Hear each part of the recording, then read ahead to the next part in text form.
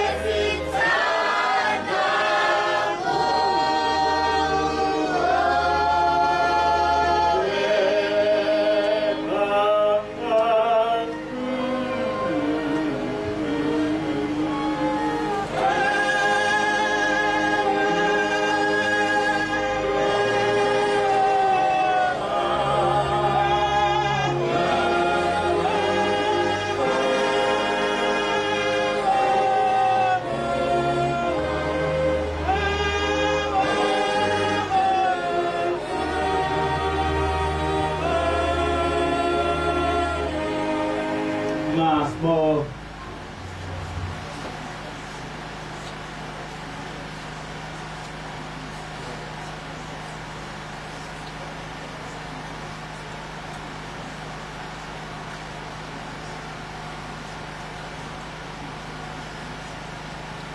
Amen.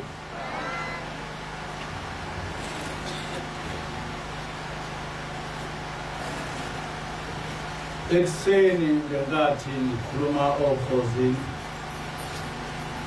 ngichazile ukuthi ngoSeptember 2006 kwafika inkosazana phakathi kwethu,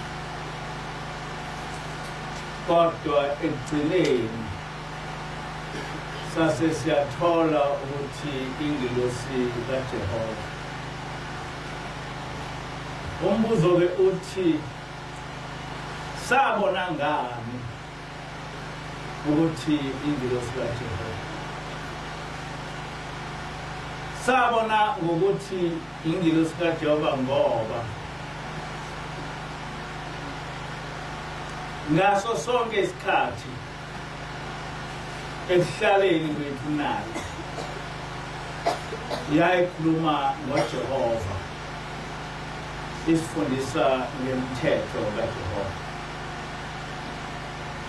Kusukela ngo-2010 kuze kube namhlanje isifundisa ngoJehova, isifundisa ngemithetho kaJehova. Agcinanga lapho, kwase kuyacaca ukuthi le ngilosi ithunywe uShembe. Umbuzo uthi sabona ngani ukuthi le ngilosi ithunywe uShembe? Sabona ngoba ngenkathi isifundiswa ngoJehova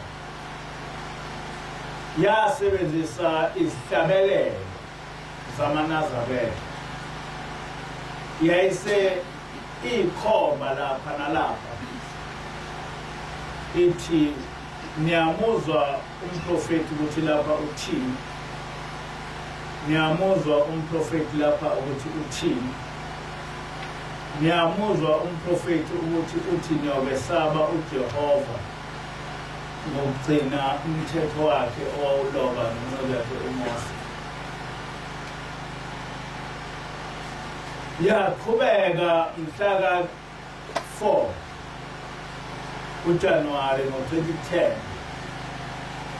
njengoba echazile umfundisi ekuseni ukuthi yakubeka kwacaca ukuthi ekufundiseni kwethu ngoJehova siyothathela ezimfundisweni zikababa mkhulu, niyothathela ezimfundisweni zikathumekile, niyothathela ezimfundisweni zomprofeti eshumayela efundisa amaNazaretha ukuthi uJehova ukhonza kanjani. Ngakho-ke uma sithi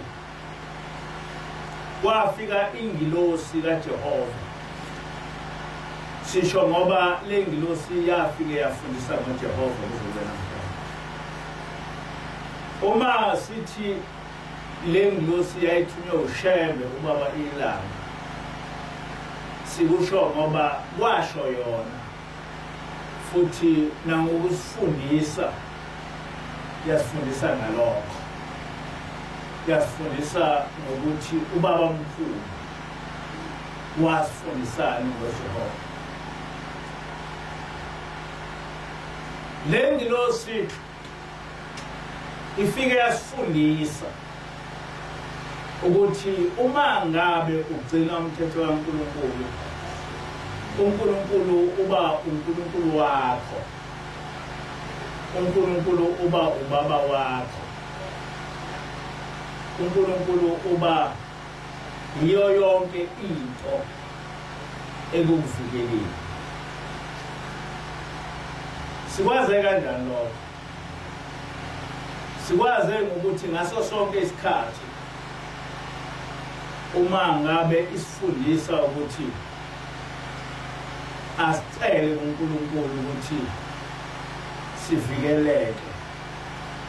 Nangampela uma sicela sivikeleke. Lokho kwasenza sazi ukuthi ngempela uma ngabe ugcina umthetho kaNkulunkulu, uNkulunkulu ukwenzela yonke into. uNkulunkulu uba umbaba wakho. Ngiyafisa ukuba ngisho ukuthi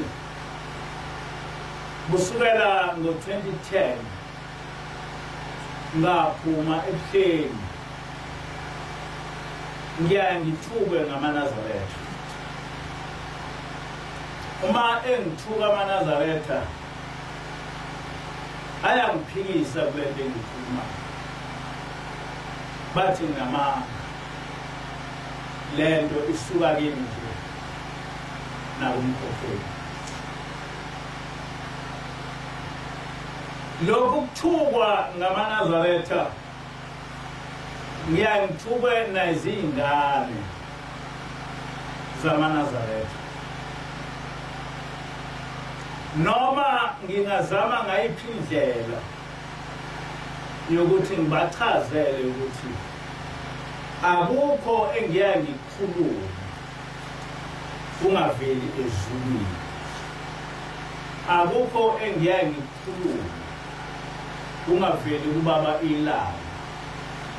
Akukho engiyaye ngikukhulume ngingakutshelwa ngengilosi. Baye bengiphikise futhi bengithuke. Noma ngaze ngenze i-quotation eseBhayibhelini, ngenze i-quotation yeyinkulumo kaBaba Mkhulu, ngenze i-quotation yeyinkulumo kaBaba ilanga, konke lokho bengasizilutho. Noma ngingaze ngiveze ivideo lapho kukhuluma khona ubaba uthi ngithuka noma kunjani. Kuleli sonto eledlule ngikhulume kabanzi ngenhlonipho. Ngachaza ukuthi njengoba ngiphambi kwenu nje ngingumgcotsho kaNkulunkulu. Njengoba ngiphambi kwenu nje ngisithunywa sasezulwini. Konke engiyaye ngikukhulume ngiyaye ngikhulume lokho engikuthunywe ezulwini. Ngokuqonda kwami angaze ngibe umuntu onamanga. Lokhu ngazama angaze ngibe umuntu. Kodwa amaNazaretha athi nginamanga. Lokhu ngazalwa angaze ngibe umkhohlisi. Kodwa amaNazaretha athi ngingumkhohlisi. Ayikho inhlamba engakaze ngiyithole evela kumaNazaretha. Lapho kufanele ngisole khona ngiyangsole. NamaKristu uma kufanele ukuthi ngisole ukuhamba kwawo ngiyaye ngiwasole. Kodwa angisho ukuthi kule minyaka eyishumi lokhu ngaqala ukukhuluma indaba kaNkulunkulu, akekho noyedwa umKristu owakwangithuka. Akekho noyedwa umKristu owake wangangihlonipha. Abantu bengithuka nezingane zabo ngamaKristu, amaNazaretha. Abantu abangangazi nokuthi ngiyini amaNazaretha. Ngiyafisa-ke ukuthi ngisho ngithi sengifike lapho kuphela khona ukubekezela. Lama Nazaretha angithukayo azokwazi kabuhlungu ukuthi angifani. Bazokwazi kabuhlungu ukuthi ngithunywe uNkulunkulu. Ngicelile la uNkulunkulu ukuthi lokhu ukukhuluma engizokhuluma namhlanje ngikhulume.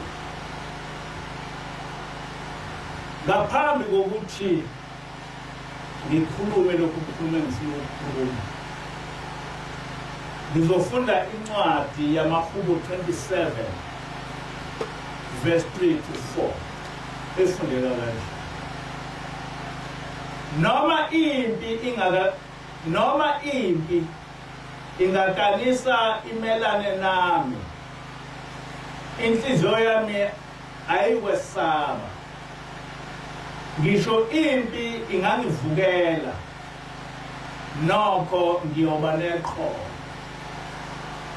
Kodwa engicela kuJehova yilokhu nje engizimisele ukwenza, ukuba ngihlale endlini kaJehova zonke izinsuku zokuphila kwami, ngibuke ubuhle bukaJehova, ngizindle ngisethempelini lakhe. Ngokuba uzongifihla edokodweni lakhe ngosuku lwenhlupheko, angicashise endaweni efihlakele ethendeni lakhe, angiphakamise edwaleni. Amen. Lona umthandazo wenkosi solo uDavid namhla okumthandazo wami. Ngizokwedlula ngifunde incwadi yamaHubo 35 verse 1 to 12. Phikisana Jehova nabangiphikisayo, yilwa nabalwa nami. Thatha isihlangu usukume ungisize, phosha umkhonto wakho uvimbe endleleni yabangizingelayo. Yithi enhlizweni yami, mina ngiyinsindiso yakho. Mabajabe balulezeke abazingela ukuphila kwami. Mababuyiselwe emuva bencothozela abacela obubi ngami. Mababe njengamakhoba ephephulwa umoya. Ingilosi kaJehova ibadudule.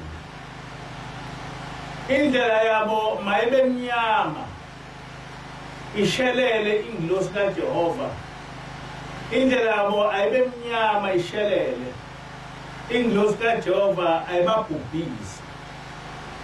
Ngokuba bangakhela ugibe ngaphandle kwesizathu, bayibambile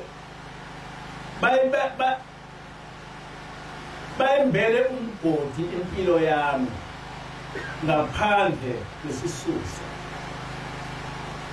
Mabehlelwe inhlekelele bengazelele, ugibe abangigodlele lona ukhalathele bona kulo babhujiswe.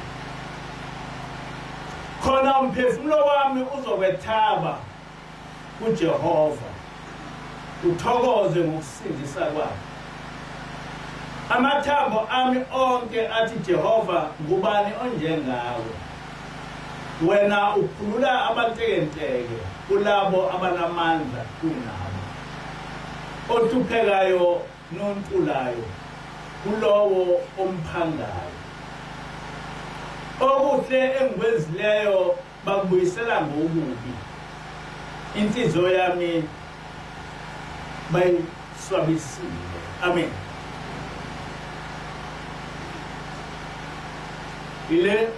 IlamaHubo kaDavid engifisa ukuba ngikhulume maqondana nawo. njengoba ngisho sekuphele iminyaka eyishumi ngisukunyezwa ngamaNazaretha. Sekuphele iminyaka eyishumi bengithutha. Ayikho inhlamba abangaze bengithule ngayo. Ney'ngane zabo ziyangithuka. Kodwa abantu kufanele ngabe bayangithuka amaKrestu. Ngoba amaKrestu akazi lutho ngomthetho kaJehova, bafundiswe yini. Kodwa bona bayebethule belalele. Abanye bekwamukele engikukhulumayo. Nabaye bekuphikise baphikisa ngenhliziyo. Kodwa angaze ngibhekane namaKrestu. Kodwa ngihlushwa ngamaNazaretha. Ngithukwa ngamaNazaretha. Ngokwazi kwami ayikho into engake ngayikhuluma ngingayithunywa ngezulu. Ngokukholwa kwami angiboni ukuthi amaNazaretha angithuka kanje ngoba engaboni ukuthi ngithunywe ezulwini.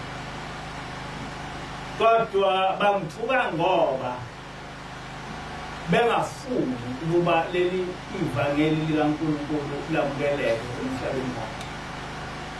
So ukuthuka kwabo mina bayaviva ukuthi ngikhulume indaba kaNkulunkulu ngoba uma bekungenjalo ngabe abangithuki noma sengiphotha incwadi lokhu engikhuluma lapho engisuke ngisusa khona.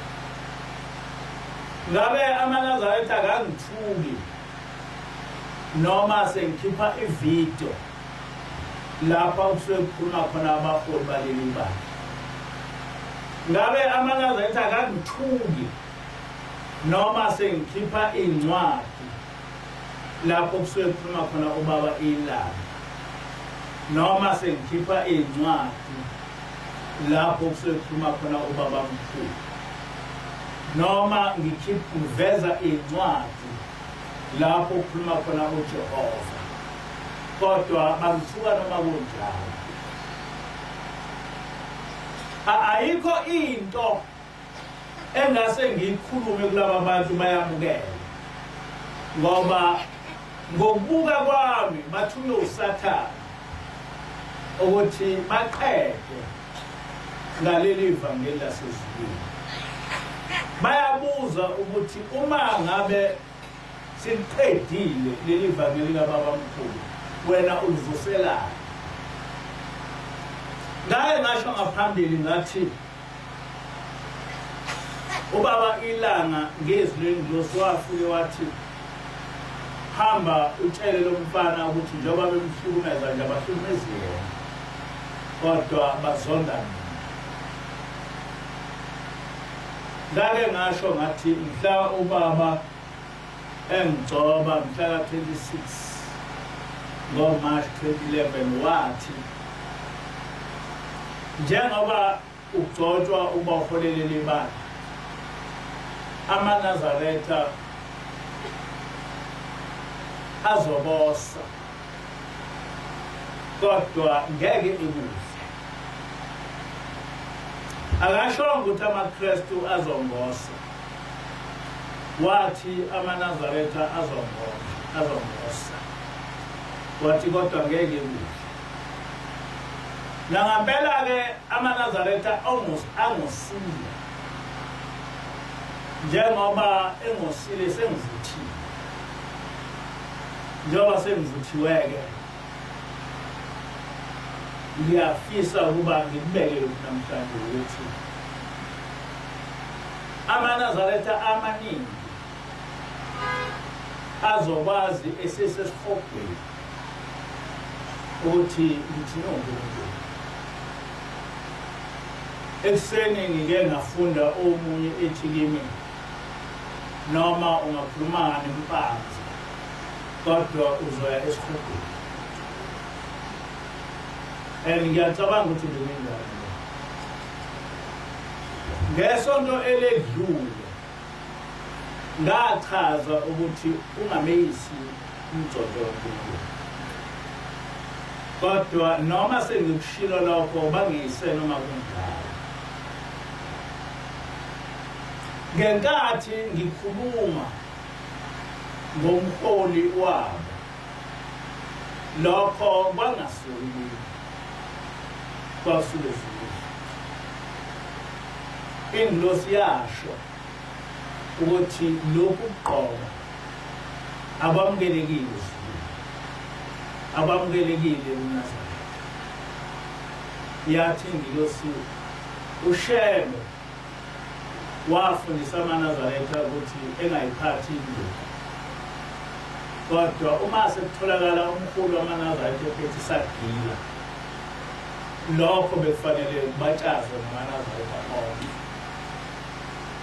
Kodwa esikhundleni sokuba babazi ukuthi lento eyenzeka yini bangithuka kakhulu, hayi kancane. Facebook ngathola nama-comment over 3,000 lapho engangithuka khona. Namhlanje-ke ngifisa ukusho phambi kwenu naphambi kwasemhlabeni ukuthi uma ngabe konke lokho engikukhulumile ungamanga ami, kusukela namhlanje uShembe akangibulali. Uma ngabe lokho engikukhulumile kungamanga ami nomkhokheli, kusukela namhlanje uShembe akangibulali naleli bandla aliqede. Ngoba libandla elibi elikhuluma into engamanga. Uma ngabe lokhu kushumela kwami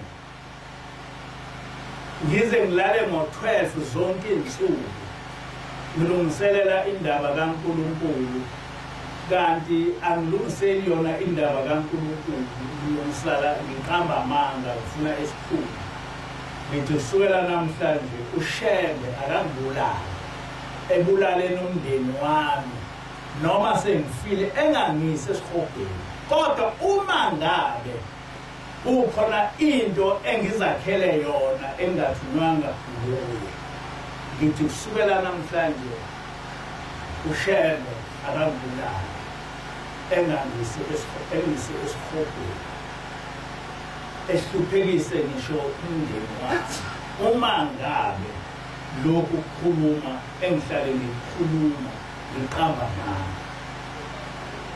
Uma ngabe ngithi kwafika ingilosi kimi mhla ka-4 kuJanuwari 2010 yangithuma ukuthi ngifundise ngendaba kaNkulunkulu, uma ngabe lokho bungamanga, ngithi namhlanje nababa ilanga ngibulale, ngithi namhla baba ilanga liqede leli banga. Uma ngabe lo mhla ka-26 ku-April ku-March engithi kwafika ingilosi yangigcoba ngawo, yakhuluma la mazwi engiwakhulumile, uma ngabe lokho kuyinto esuka kimi nakumkhokheli, ngithi baba ilanga ngibulale naleli bandla engithena lasungulwa uwe liqede, uma ngabe lokho engikukhulumayo kungamanga. Kodwa uma ngabe lokho engikukhulumile kuyiqiniso, namhlanje ngizokhipha isiqalekiso angaze empilweni yami ngikhiphe isiqalekiso kodwa namhlanje ngizosikhipha isiqalekiso ngifuna ukuthi kube khona umuntu noma ngabe umholi wabo noma ngabe uNkulunkulu wabo oyokwazi ukuthi lesi siqalekiso esivile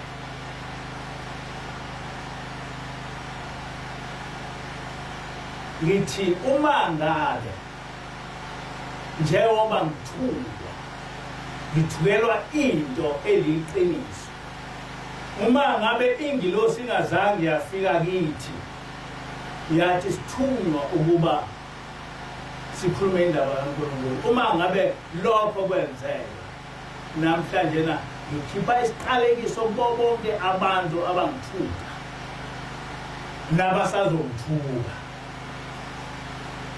kodwa leso siqalekiso esenzeke uma ngabe uNkulunkulu wangithuma ngempela leso siqalekiso asibehlele uma ngabe konke lokho engikukhulumile kuvele kuNkulunkulu through ingilosi kuphela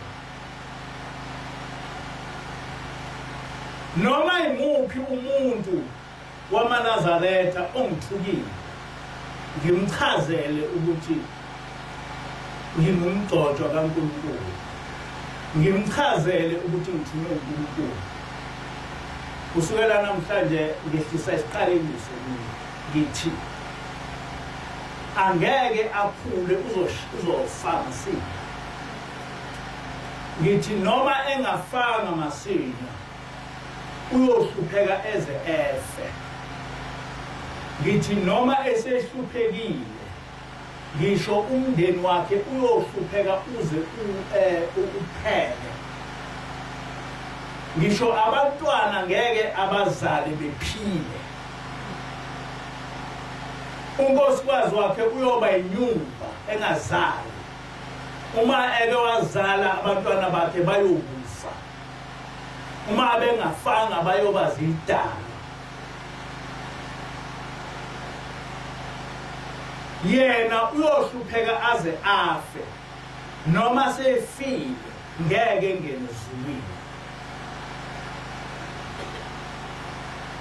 sengishilo ngoke ngibone ukuthi lokho engishilo bophiliso uma ngithunywa uNkulunkulu sengishilo angeke futhi kubasize ukuthi bexolise ngoba sengishilo njengoba ngishilo njena ngibeka izinto endini ngithena uma ngiqamba amanga len akufe mina uma ngiqamba amanga abhubhe umndeni wami uma ngiqamba amanga ubhubhe leli ibandla lingababili uma ngiqamba amanga ngakho-ke angeke ukusize ukuthi uthi uyaxolisa ngoba lesi siqalekiso esengisikhiphile ngiqale ngokuyiqalekisa mina ukuthi lokhu engikukhuluma uma kusuka kimi uNkulunkulu akabulale mina ngisiqalekise mina kuqala ukuthi uma ngabe leli bandla lingakhiwanga ubaba ilanga baliphele kodwa uma lithiwe ubaba ilanga uma lokhu kuhamba kusuka kubaba ilanga woe unto that person olwanami ngoba kusukela namhlanje ngeke ekhule uzofa kusukela namhlanje noma engakhula kodwa ngisho inkosikazi yakhe ngeke izale noma ingazala ngeke ize abantwana babo bekhulu noma bengakhula bayoba zidakwa behlupheke naye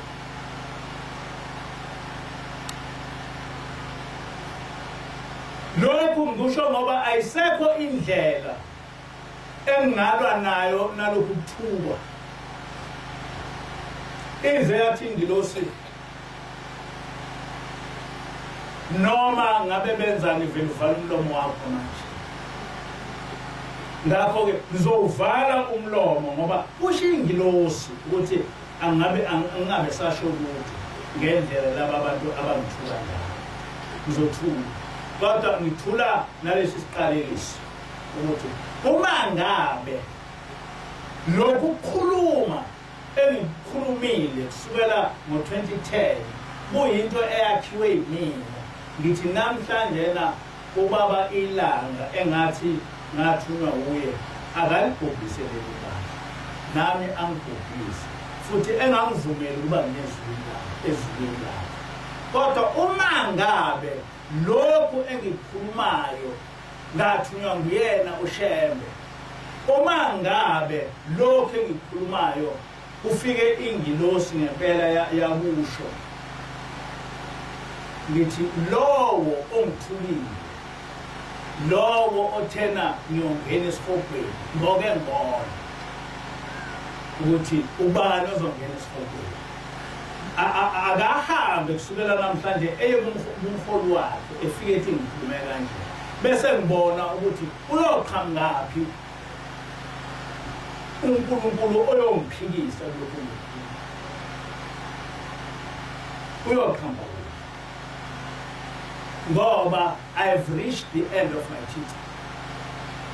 Ngoba kuyangicacela ukuthi laba bantu hayi ukuthi abezwa ukuthi ngithini, kodwa bayavimba. Lezi inhlamba zakhelwe ukungivimbela, lezi inhlamba zakhelwe ukungisabisa ukuthi uma simthuka uzokwesaba. Bayavimba ukuthi lo myalezo enguthunywe ezulwini ungehleli kubantu. Batshela mina ngitshelwe ezulwini ukuthi khuluma lokho, bona bathi ungakhulumi lokho, khuluma lokho. Uma ukhuluma lokho bese bayangithuka bengeyise, okuseqinisweni kufanele ngabe kudala ngafa, kodwa ngivikelwa ingilosi ukuthi ngafa. Ngoba baningi ababezame ukuba bengibulala, bazama ukungibulala nangey'khali, bazama ukungibulala nangemithi, kodwa abaphumeleli ngoba ngivikelwe ingilosi. Ngakho-ke ngithi kusukela namhlanje soke sibone ukuthi ubani othunywe uNkulunkulu. Wayesho nje ubaba omkhulu ethi ake kucace ukuthi ubani othunywe uNkulunkulu phakathi kwethu.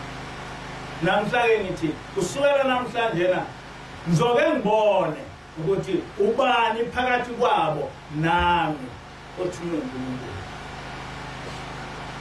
Kuzocaca, bazobona ukuthi mina ngihamba noNkulunkulu, bazobona ukuthi mina ngithunywe uShembe. Ngoke ngibone ukuthi lento engiyishilo ayizokwenzeka yini, ngoba ngithunywanga ezulwini. Uma lento engiyikhuluma ingenzeki ngoba ngithunywanga ezulwini, bazobona ukuthi umgcotshwa kaNkulunkulu akahambe ethiwa ibo bonke abantu. Ngithuka zingane encane zingehle ngenhlamba, abazali babo bethule bejabule. Sizoke sibone ukuthi ogcina Nkosi Baba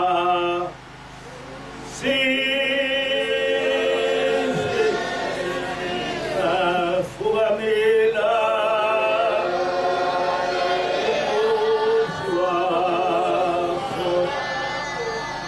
Nkosi Baba